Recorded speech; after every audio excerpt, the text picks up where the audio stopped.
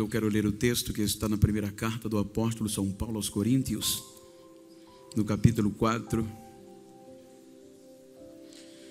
o primeiro versículo, o segundo e o 9. Que os homens nos considerem como ministros de Cristo e dispenseiros dos mistérios de Deus. Além disso, requer-se nos dispenseiros que cada um se ache fiel. Versículo 9.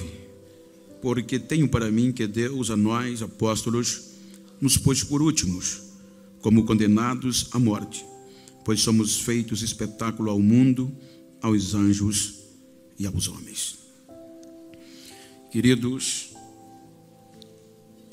este texto é um texto de um parecer, de uma mensagem transmitida pelo apóstolo acerca da perseverança e de prosseguir no alvo.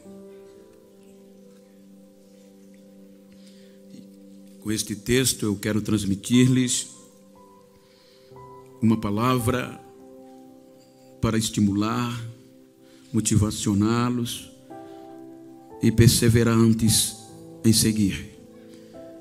Pois o peso que está sobre os nossos ombros, principalmente nesta última hora, ele requer o máximo de nós. E para isso eu gostaria de falar-lhes sobre tempestades à vista. Digam comigo, tempestades à vista. Quando nós observamos o texto, a Bíblia nos leva a alguns contextos históricos que nos deparamos diante dos acontecimentos. Quando nós visualizamos o contexto de uma igreja poderosa, que era pautada pela ação do Espírito Santo, que era a igreja de Corinto, era uma igreja onde o Espírito Santo tinha liberdade, e ela foi fundada por uma das viagens do apóstolo São Paulo. E esta igreja tinha uma liberdade com o Espírito Santo, que a Bíblia diz que ele atuava todos os cultos de uma forma excepcional. Esta igreja era a única igreja que o Espírito Santo distribuía os dons de uma forma maravilhosa, e esta igreja crescia a cada dia. O interessante é que, com a ausência do apóstolo, a Bíblia nos ensina que por necessidade missionária, ele ausenta-se e outros grandes e fervorosos homens deram continuidade ao trabalho nesta igreja. Infelizmente, um grupo de pessoas começou a criar dissensões no seio desta igreja e assim disseminando mais divisões, e o caos estava quase que estabelecido. A Bíblia diz que uns preferia o estudo, o ensino de Paulo, outros que já não concordava preferia o fervor de Apolo, de Cefas, e outros que até dizia-se que era de Jesus. E um culto do grupo de Paulo, conforme eles denominavam, então os pentecostais não iam, porque os pentecostais estavam voltados para o fervor de Apolo, e isso entristeceu o Espírito Santo.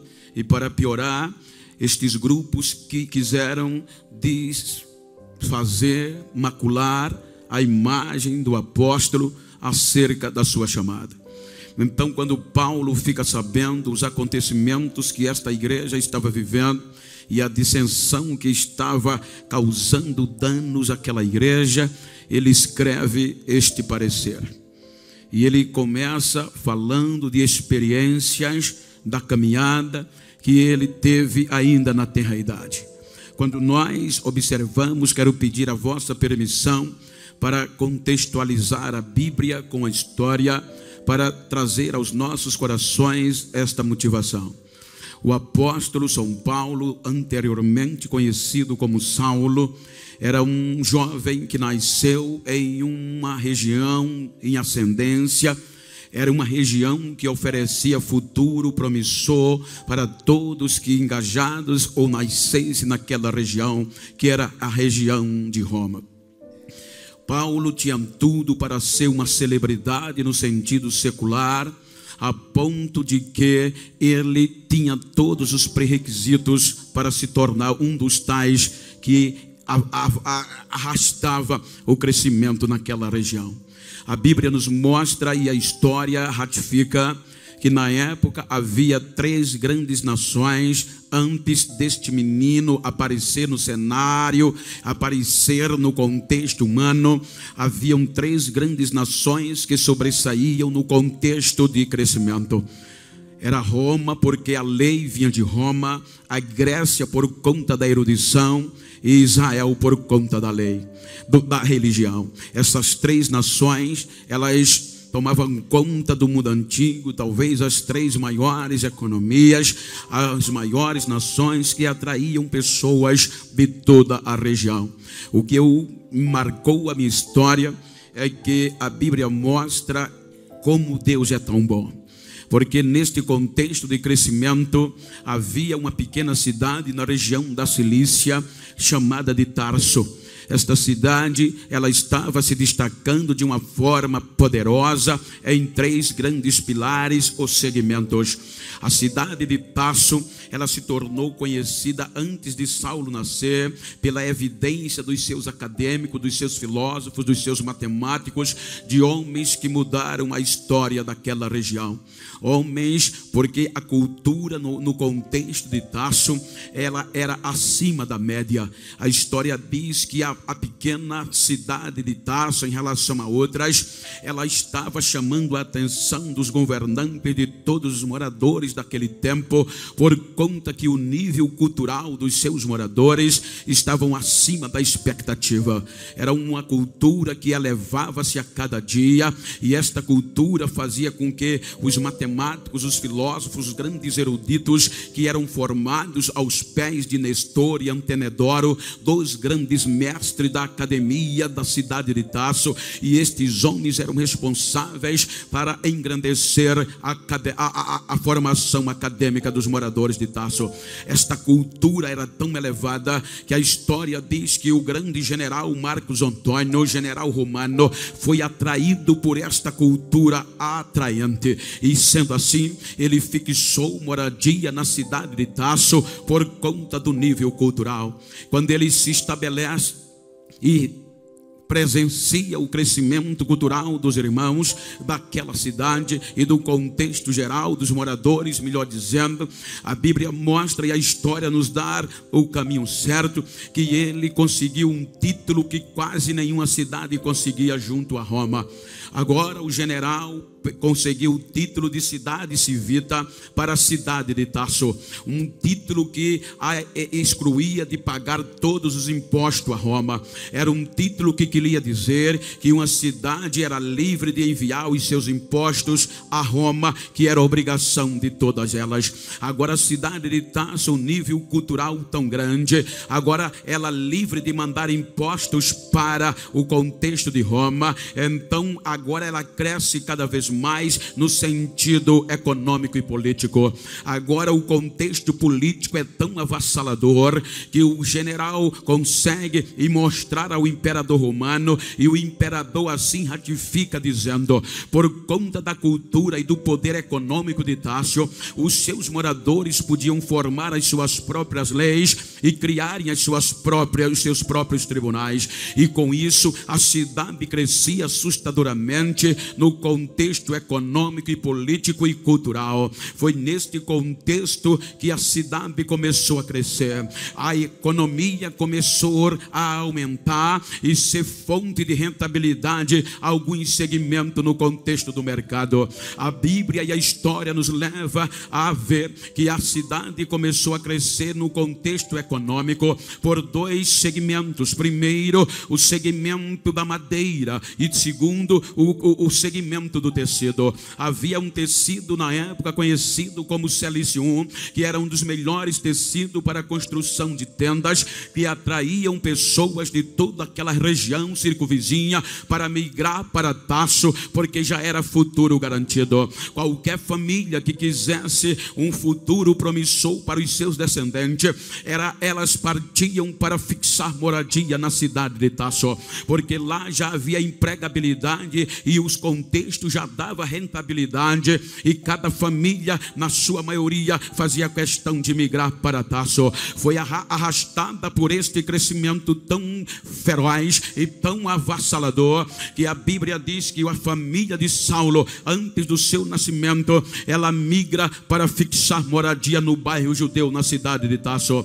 É neste crescimento, é no meio deste crescimento secular e promissor, que nasce o menino Saulo, lá na cidade de Tarso. Agora, o contexto nos mostra que Saulo começa a desenvolver a sua infância, e os grandes líderes rabínicos judaicos, eles sempre batiam em alguma tecla favorável para a família. Eles ensinavam nos cultos nas sinagogas que o pai tinha a obrigação de ensinar uma profissão ao menino ainda na tenra idade, e quando o menino completava 5 anos de idade, então o pai tinha a obrigação de catequizar a sua mente acerca de quem foi, de quem era e quem sempre seria o Deus de Israel, para quando o menino crescer não se desviar do caminho da lei. Então era obrigação paternal colocar a mensagem de Deus na cabeça, na mente do menino a partir dos 5 anos de idade, e a partir daí, no desenvolver da criança,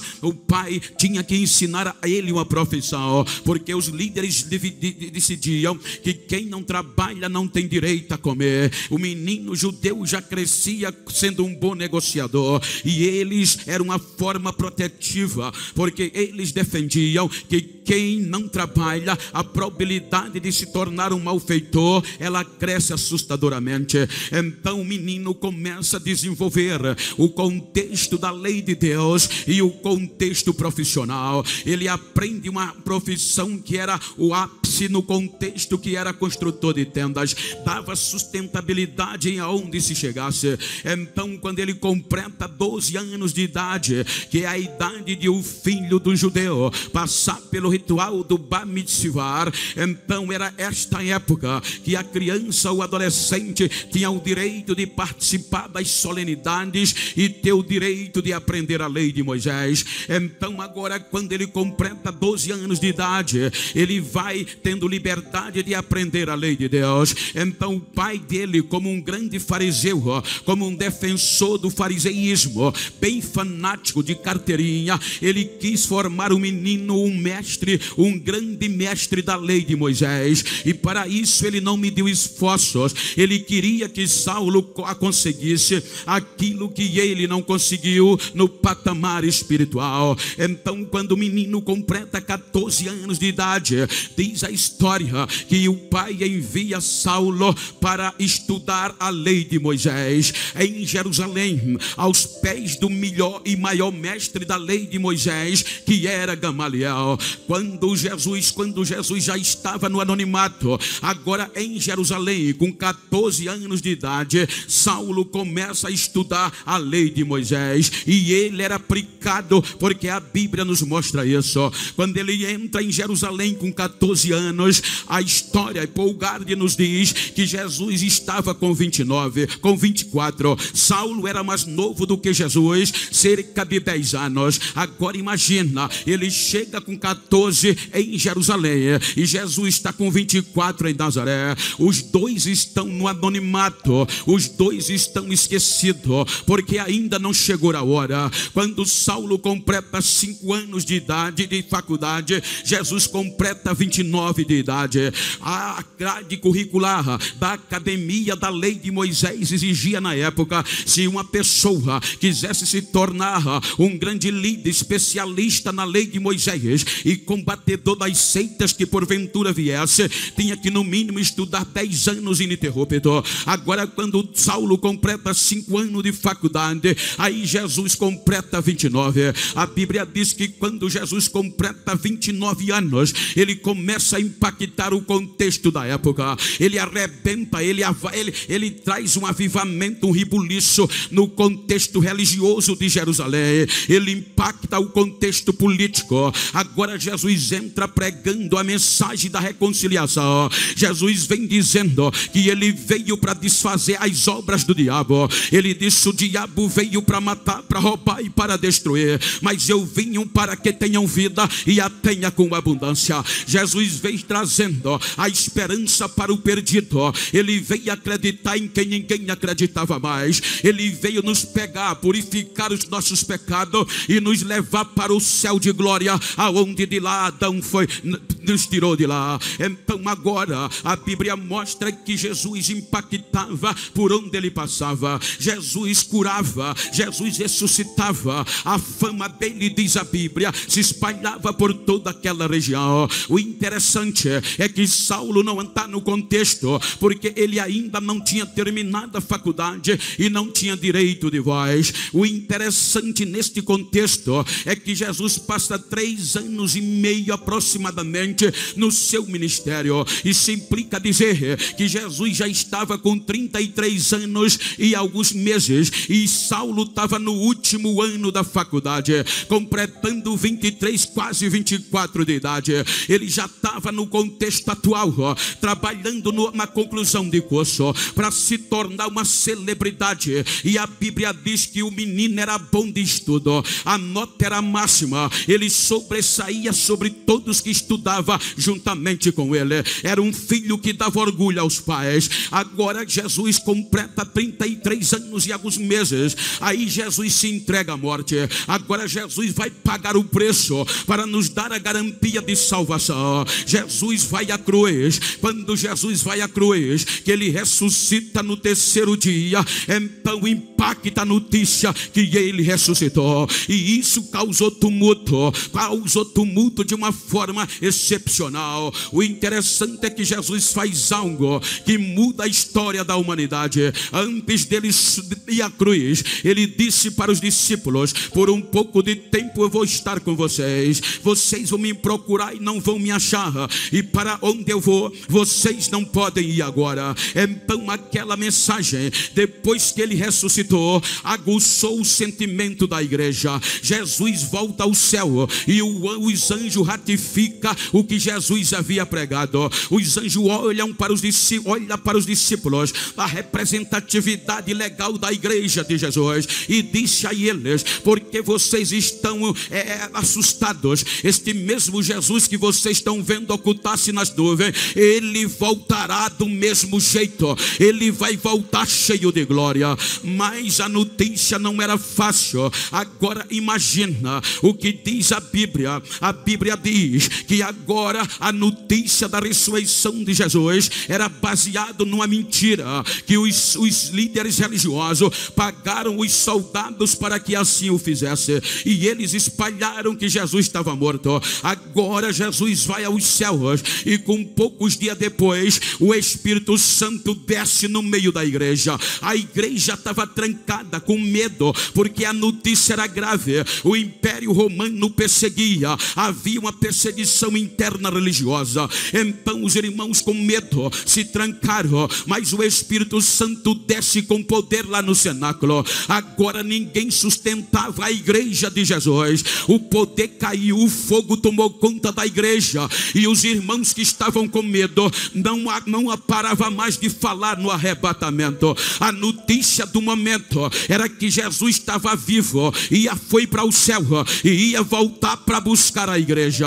Agora, aí Pedro começa a pregar, e o segredo do evangelho é que não precisava muita coisa. Eles não se preocupavam em palavras difíceis e nem de pregar coisa que o povo não entendia. A mensagem era simples: Jesus salva, Jesus cura, Jesus liberta e leva para o céu. A mensagem que Pedro pregou no primeiro sermão, quase 3.000 pessoas, entre eles líderes religiosos, aceitaram Jesus como Salvador. Na segunda mensagem foi mais simples ainda. Ele vai para a oração às 3 horas da tarde. Quando ele chega na oração, na porta da igreja estava um coxo lá dentro, que era coxo desde nascença. Aí Pedro olha para ele, olha que mensagem simples. O homem que estava na mendicância olha para Pedro e João e conclama: dai-nos uma esmola. Eles olham para ele e diz: Pedro, cheio de Deus,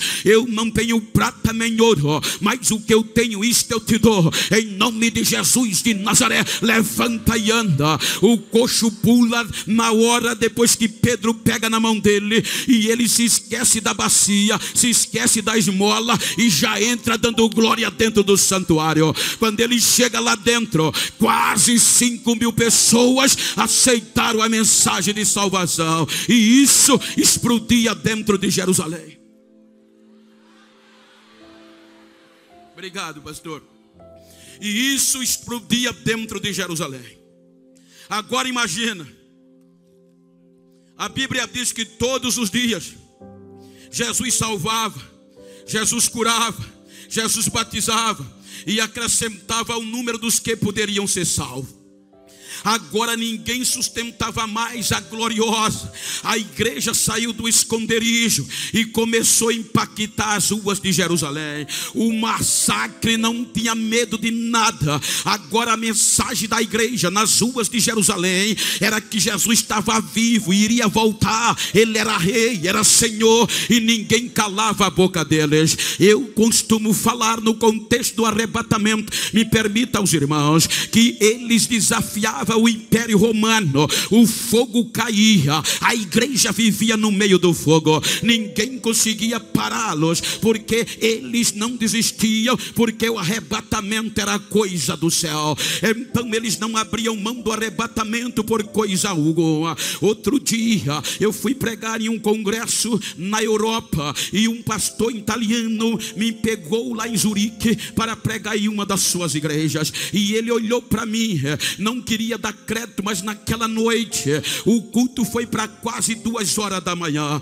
o frio batendo e os irmãos dando glória no meio do frio. Aí no outro dia ele disse: eu vou fazer você voltar mais crente do que o que você chegou aqui. Ele começou a me levar por onde a igreja de Jesus fez história, e os irmãos enfrentaram a fúria de Roma sem desistir do arrebatamento. Ele disse: Bento, aí me levava, passava pelos lugares, eu chorava feito criança. Chegou o fim do dia, ele lamentou, ele disse: não vai dar tempo, senão eu ia te levar no corredor do fogo. Aí eu disse: conta. Ele disse: Bento, a igreja não desistia de Jesus por nada, e a mensagem era: ele está vivo, ele vai voltar e a gente vai para o céu. E isso começaram a quebrar algum protocolo imperial, a ponto que alguns diziam que agora já havia o céu aberto, ou seja, havia um edito imperial por parte de César,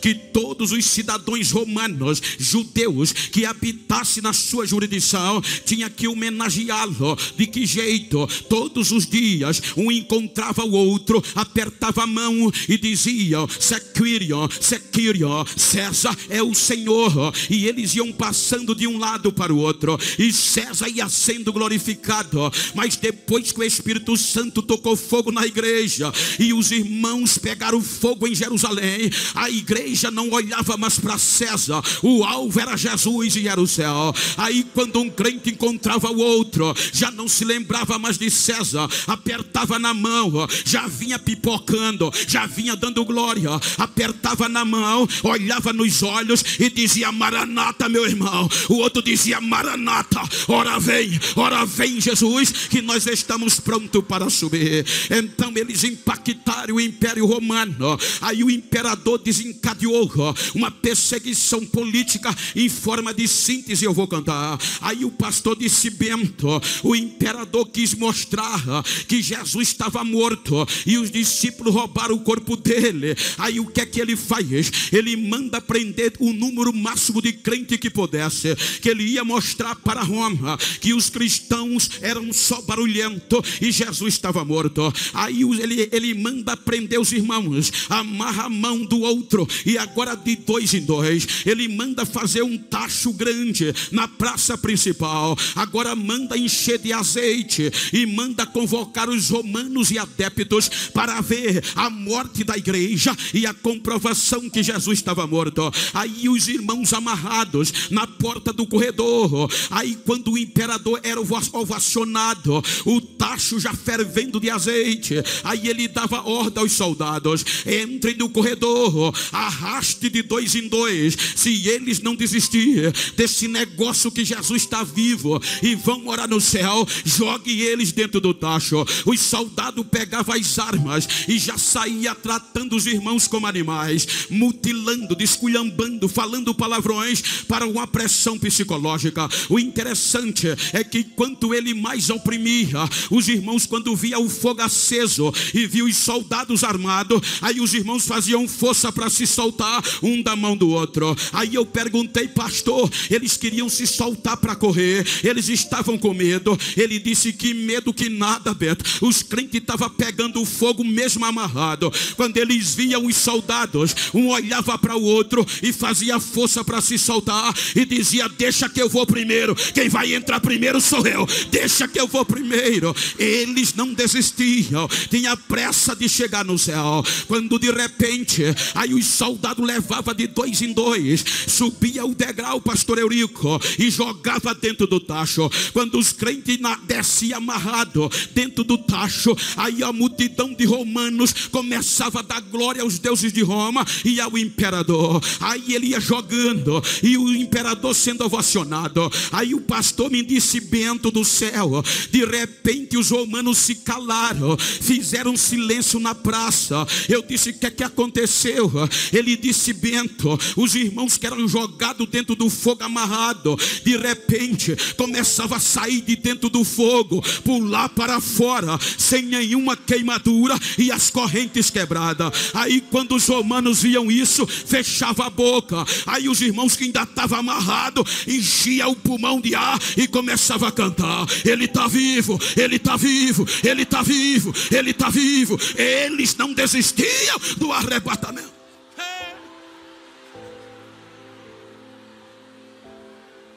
A igreja pegou fogo.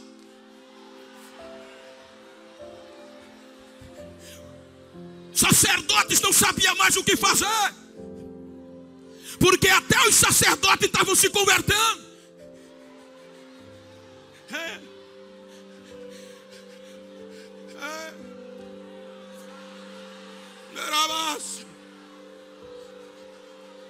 Agora, quem melhor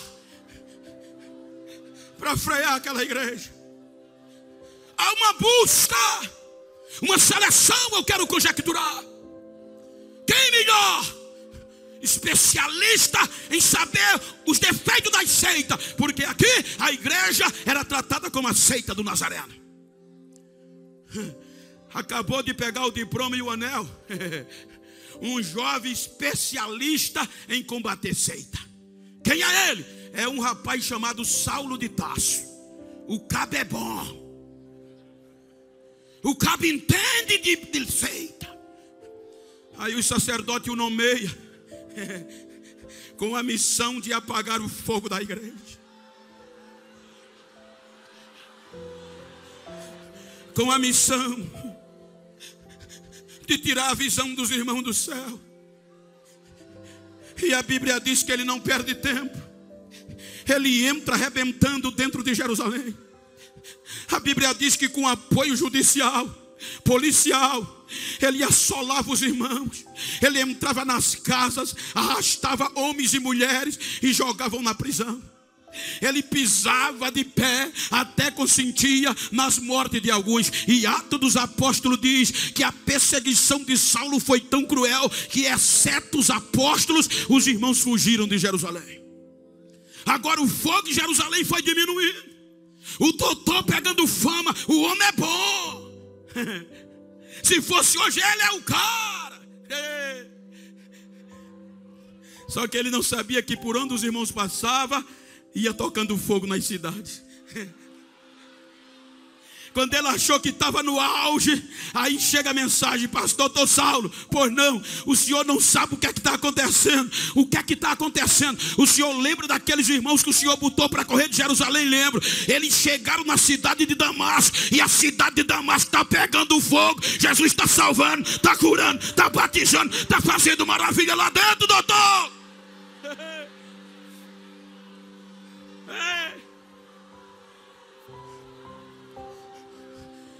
E olha o que é que a Bíblia diz. Ele respirando a ameaça de morte, ele ficou irado. Aí vai aos sacerdotes e pede fé de ofício, uma carta com autoridade judicial, de entrar em Damasco, e aonde encontrar um crente daquela seita, trazer preso para Jerusalém. Ele recebe o apoio policial, coloca cartaz conjecturando, na visão que a Bíblia diz que os irmãos já sabiam. Ele começa a divulgar: vou entrar em Damasco, e aonde tiver um crente, que fosse hoje, colocou outdoor: o doutor Saulo vem aí. Aí os irmãos tremiam. Aí quando o doutor Saulo vai chegando para entrar em Damasco, não prestou não.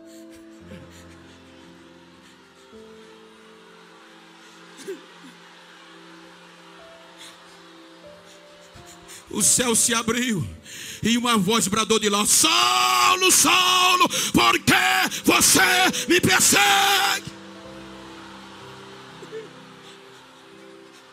O doutor cai com a cara na poeira e só tem o direito de dizer: Senhor, o que é que tu quer que eu faça, Senhor? Quem é o Senhor? Eu sou Jesus. E como diz um bom nordestino, agora você vai ver o que é bom para tosse, para você. Eu vou quebrar você no meio.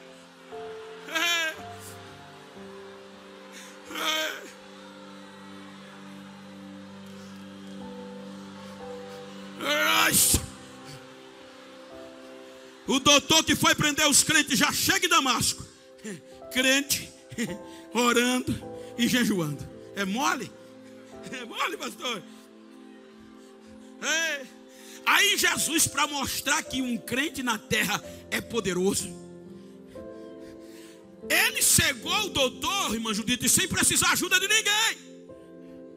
Mas para o doutor saber que aqueles crentes que ele massacrava é tocha, aí vai lá na casa de Ananias e dá uma visão a ele: levanta-te e vai na rua chamada direita, procura a casa de um curtidor, e lá você vai encontrar um homem chamado Saulo de Tarso. Ele está orando, e eu quero que você vá orar por ele, para ele restaurar a visão. Aí Ananias tem medo, diz: Senhor, eu estou sabendo que esse homem vem com autoridade para nos levar preso. Esse homem é cruel. Jesus disse: ele era, já quebrei ele no meio. Agora ele é para mim um vaso escolhido para levar a minha mensagem aos gentios. Agora o que eu acho lindo, com todo respeito, irmão querido, só para dar sentido o que eu quero dizer, a confrontação do doutor com o crente.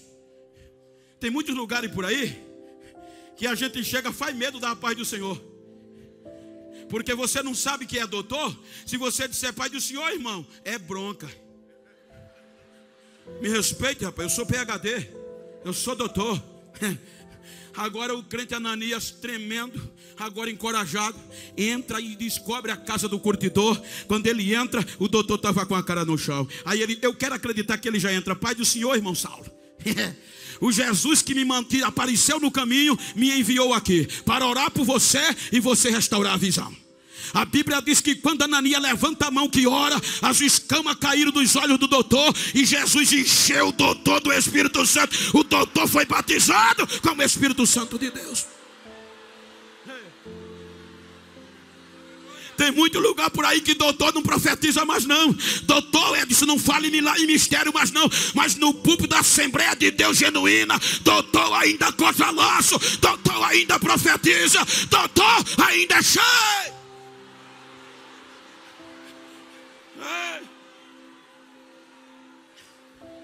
Se está perto de um doutor, no contexto simbólico, não estou falando em questão acadêmica, olha para ele aí e diz: hoje vai pegar fogo, doutor.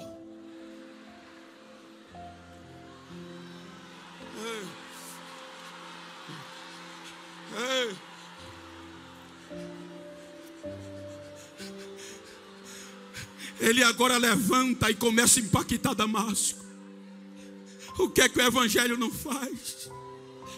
A Bíblia diz que ele entra em Damasco arrebentando, pregando, testemunhando que Jesus era o Cristo, e começou a incomodar. Aí o governador de Damasco, ludibriado pelos judeus ortodoxos, disseram: temos que matá-lo, vamos acabar com ele. Aí tentaram uma armadilha. Os irmãos pegam ele, coloca dentro de um cesto, como se fosse uma fruta qualquer, e joga à escondida pelo outro lado do muro. Olha o que é que o evangelho faz.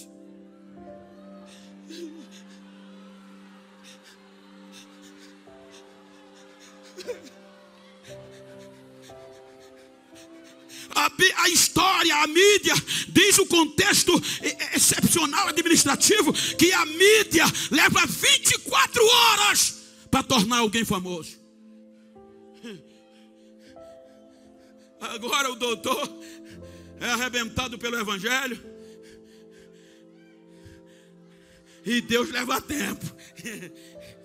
Ele pula pelo outro lado do muro, e para onde ele vai? Volta para Jerusalém? Não, ele vai para a Arábia, para o deserto. Lucas em Atos não diz, mas se você ler a primeira carta dele aos Gálatas, capítulo 1, acho que versículo 16 por diante, ele vai dizer: quando eu fui chamado, não foi homem que me escolheu, eu vi o próprio Deus, e eu não fui pedir ajuda em Jerusalém, fui para Damasco, para a Arábia. Arábia é sinônimo de deserto. E não tem lugar melhor para se forjar um caráter de um obreiro, de um crente, feito lá.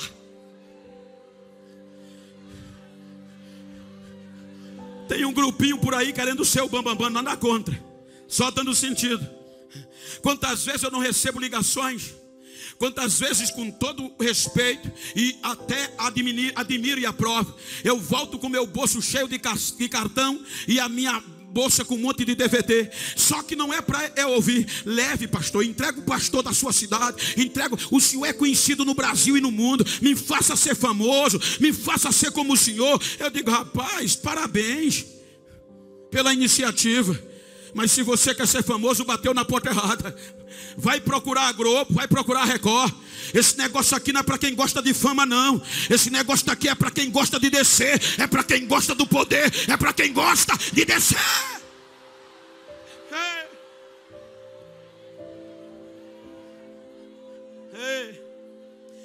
Carinhosamente, pergunta que esse crente que está ao teu lado: quer pregar em Jerusalém?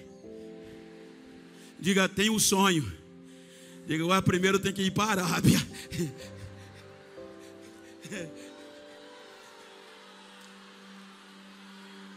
E é na Arábia que a gente fica esquecido. É na Arábia que ninguém dá a paz do Senhor. É lá na Arábia que diz: aquilo não tem chamada. É lá na Arábia que diz: isso aí era uma peixada. Mas é na Arábia que a sarça pega fogo e não se queima. É no deserto que a gente aprende a viver debaixo do poder de Deus.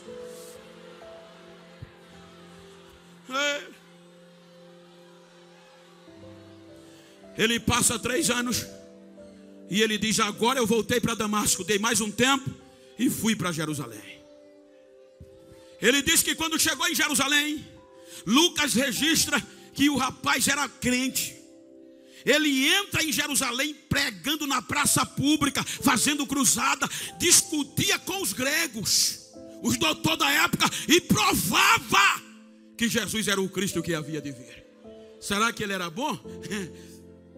Aí juntaram: vamos acabar com eles, vamos matá-los. Aí Barnabé e João Marcos dizem: não tem jeito. Lá em Damasco quer acabar com ele, aqui também. O que é que a gente faz? Vamos mandá-lo de volta para casa, para Tarso. Reúne ele escondido à noite. Eles levam Saulo, do Paulo, para Cesareia, que era a cidade portuária, para pegar a embarcação e voltar para casa.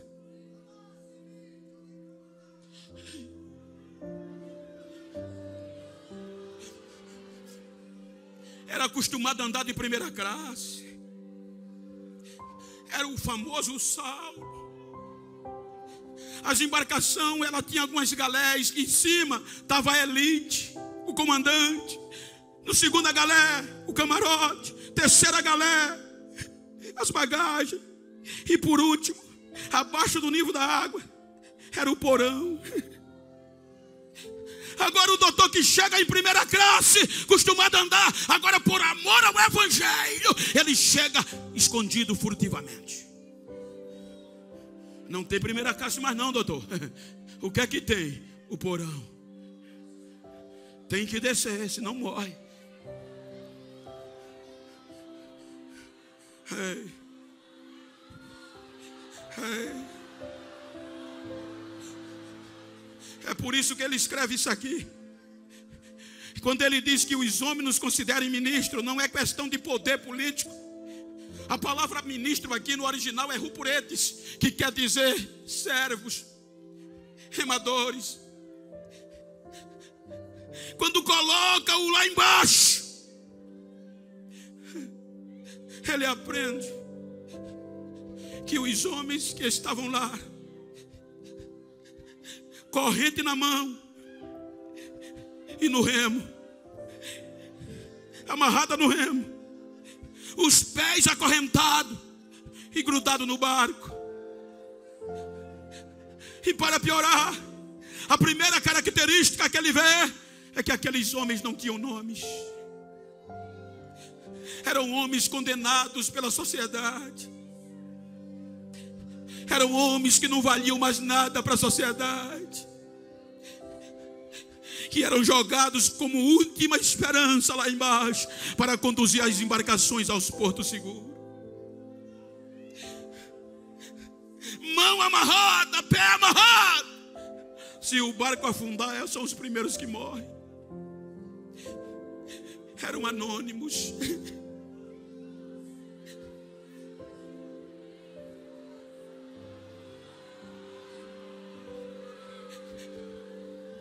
Será que tem alguma coisa a ver com a igreja do arrebatamento no século 21? Aqueles homens eram anônimos. Eles não desistiam porque sabia que um dia alguém ia lembrar deles. Acorrentados lá embaixo.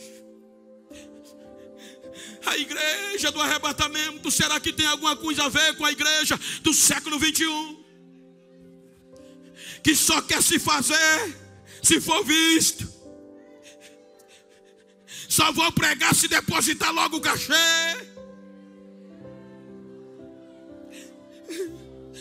E se esquecem de homens que andavam semanas e quilômetros para ganhar uma alma. Homens que arrumavam a bolsa sem comida e dizia para a família: vou ganhar alma e não sei o que volto. Dormia nas bancas da igreja quando tinha, senão no chão. Eu ouvi de um amigo que ele dizia: Bento, um grande missionário fazendo um grande trabalho se ensoberbeceu e queria ser visto. E como começou, ninguém dá valor muito. O povo não ligava muito. Aí ele entristeceu e quis desanimar. Ele quis voltar. Aí ele foi orar: Senhor, eu faço tanto e ninguém reconhece. O meu nome está sumindo. Aí Jesus disse a ele: filho, qual é o nome que cura? Ele chorando disse: é o teu. Filho, me diga qual é o nome que salva. É o teu. Qual é o nome que batiza com o Espírito Santo e com fogo? É o teu. Aí Jesus disse: então esquece o teu e prega o meu, que é o meu que faz a diferença.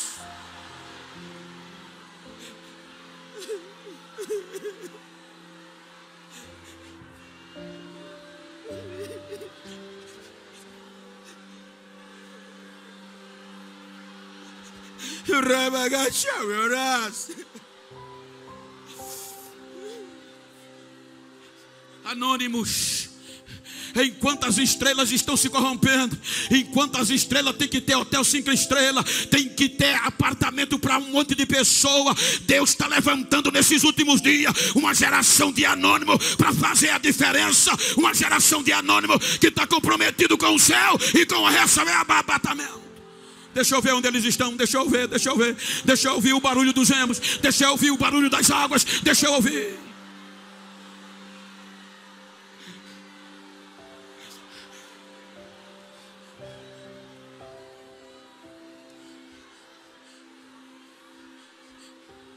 Me permita contar um testemunho que eu contei em algumas igrejas do Pernambuco.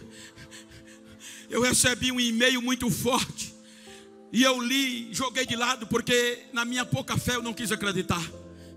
Só que eu fui pregar na cidade casualmente.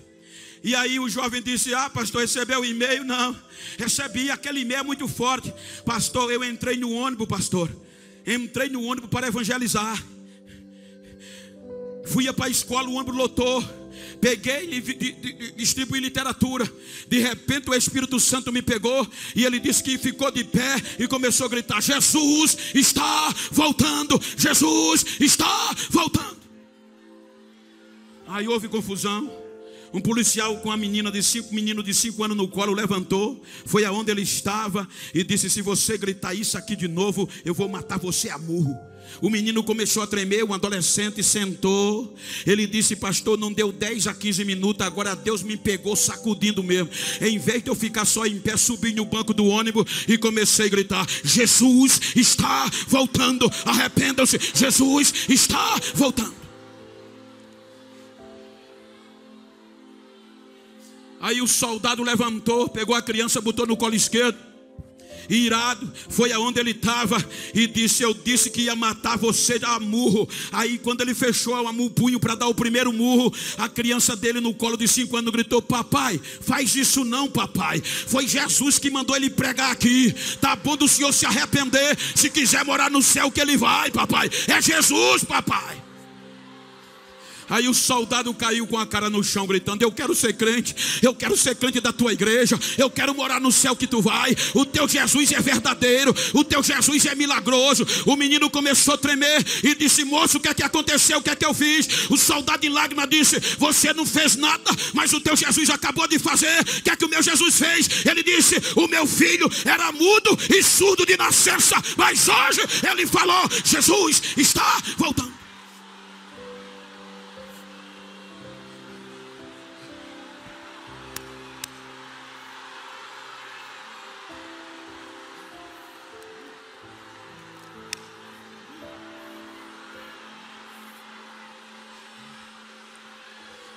Adore, adore, adore, adore, adore, adore, adore, adore. Aí ele está na porta, adore, adore.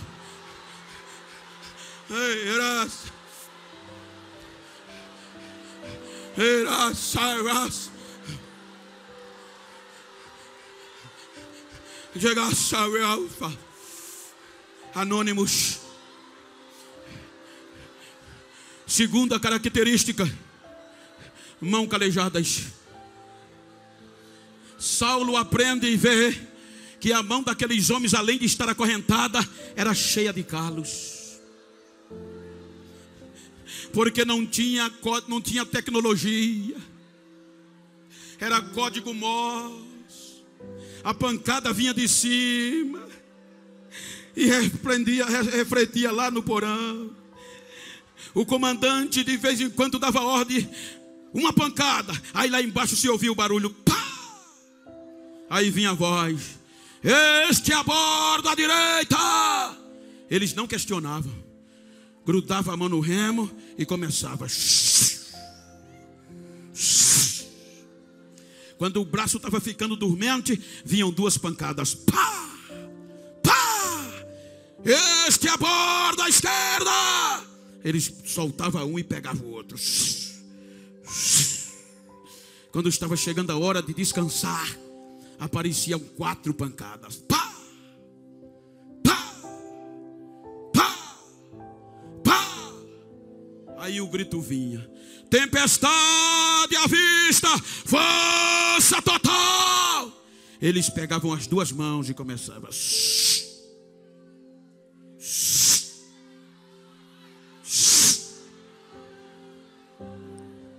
A história diz que muitos deles morriam, mas não largavam o remo. Morriam com o agarrado nos remos, mas não desistiam. Cortavam a corrente, jogavam eles no mar e colocavam outro no lugar. Diga para quem está, diga comigo, fale comigo com a força do seu pulmão. Diga: pastor Ailton. Mais forte: pastor Ailton. Pode mandar a pancada, que nós faz assim.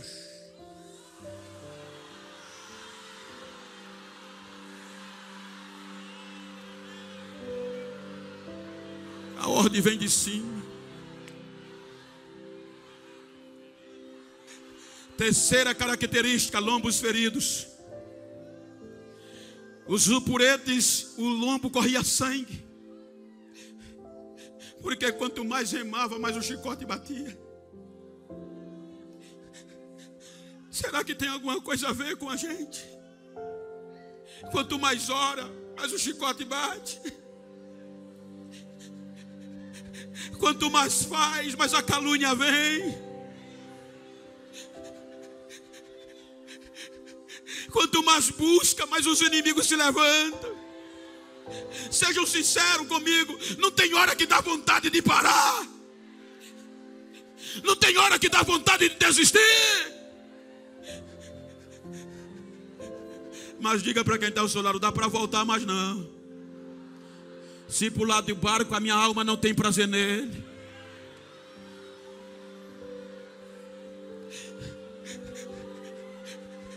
Tem tempestade à vista. Tem tempestade à vista. Tem tempestade à vista. Não dá para parar mais não.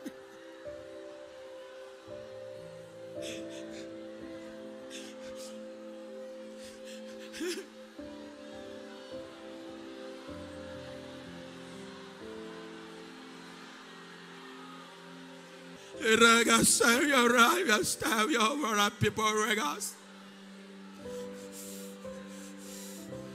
You got some your last say your child okay have papa Jack said we all. Nigga farm ras, the check for regas here.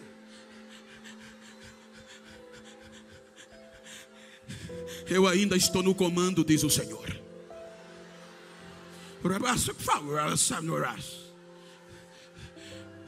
Não temas, que eu estou no controle. E esta noite eu estou levantando quem estava caído e estou renovando quem estava desanimado.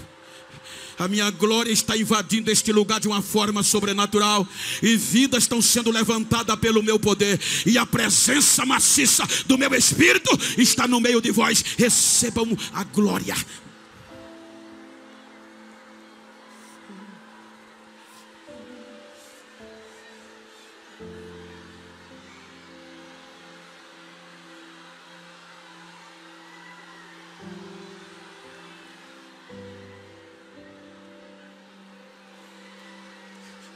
Não dá para voltar mais. Não dá para voltar mais. O porto seguro está bem pertinho. Falta poucas remadas. E ele não deixa nenhum rupuretes para trás. É o único comandante que não esquece daqueles que foram jogados no mar. Eu estava pregando numa convenção. Me ajuda aí, tecladista, por favor. E um amigo meu contou, disse: Bento, um certo pastor recebeu um convite para ir pregar 600 quilômetros da cidade dele. E quando chegou o dia dele ir pregar, ele pegou 3 pares de terno para o final de semana. E Deus disse a ele: você esqueceu do mais bonito, coloque na mala. Ele colocou. Ele disse que quando começou, que pegou os 2 pares de sapatos, Deus disse: esqueceu do terceiro, pegue o terceiro e coloque na mala, o mais bonito. Ele colocou. Pastor Eurico, ele pôs no carro novo e começou a andar para a cidade. Ele disse que quando andou 300 quilômetros, chegou perto de um posto de combustível. Diminuiu a velocidade e viu um homem sentado no meio-fio, no asfalto. Quando ele emparelha com ele, aí Deus diz: dê uma carona a ele, leve ele para onde você vai. Ele parou, quando olhou para o homem não teve coragem. Por quê? O homem estava podre, fedendo, barbudo, cabeludo. Aí Deus disse: leve. Ele colocou no banco de trás. Disse que o homem calado, cabisbaixo, entrou e não disse uma voz. Aí ele disse que quando começa a andar, coloca o CD no CD play e começa a cantar aquele hino. Eu era pobre e perdido, sem Deus e sem Jesus, quando Ele estendeu as suas mãos para mim. Aí ele disse que as lágrimas caíam do olho do homem no banco de trás, mas não abria a boca. Ele disse que quando chegou na cidade, no primeiro posto, olhou para trás e disse: moça, aqui dá para o senhor? O homem baixou a cabeça. Ele disse que Deus falou no coração: leve ele para o hotel que você vai. Ele chegou no hotel, foi fazer o check-in, mandou fazer a barba do homem, o cabelo, e levou para o apartamento.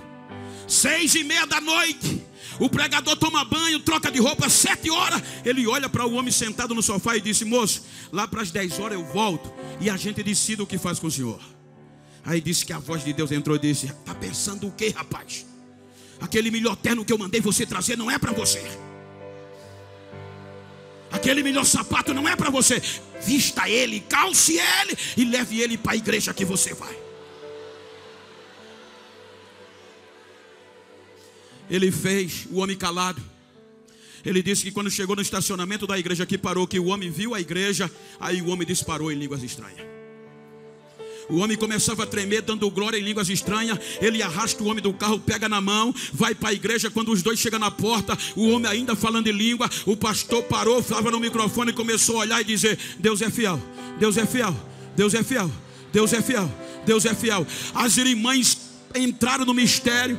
A mocidade correu para a porta, abraçava o homem, beijava o homem, largaram o pregador de lado. Aí ele correu para o púlpito: pastor, o que é que está acontecendo, pastor? O pastor pegou a mão, botou no bolso, deu o envelope a ele: volta, não precisa pregar mais não, a festa vai terminar hoje. O que é que está acontecendo? O que tinha de ser feito já foi feito. O que é que aconteceu?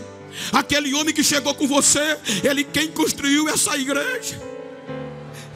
Ele ganhou os primeiros crentes, formou a primeira orquestra. Chegou uma nova geração, quis tomar o lugar dele, o ministério dele, levantaram uma calúnia, expulsaram ele da cidade, tomaram a igreja dele. E a gente pensava que ele já tinha morrido, mas Deus é fiel e trouxe ele de volta. Deus é fiel.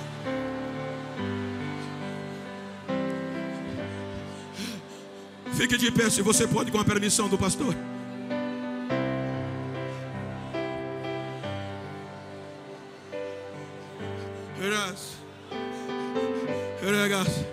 Pastor, o senhor me permite fechar com a ilustração? Pastor, me ajuda aqui, com todo respeito. Pastor, me ajuda aqui. Pastor, eu tenho que dizer, vem aqui. Eu não teria. Se você está perto de uma pessoa do mesmo sexo que o seu, vira para ela como eu estou aqui com o pastor, assim, ó, frente a frente,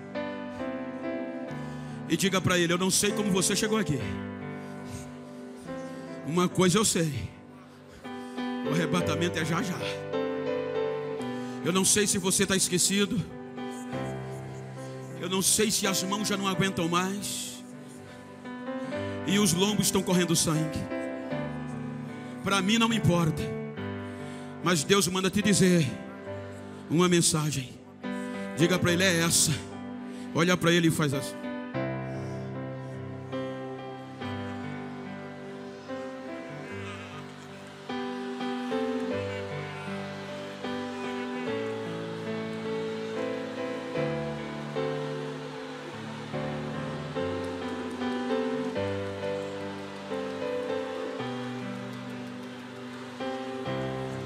Quando pensaram que ele ia desistir, ele disse: Deus nos colocou por últimos, como condenados à morte. Chore, chore. Ore com esse irmão que está ao seu lado. Diga para ele: eu estou no mesmo barco, eu estou no outro lado do remo. Não vamos parar, o porto está chegando, a hora está chegando.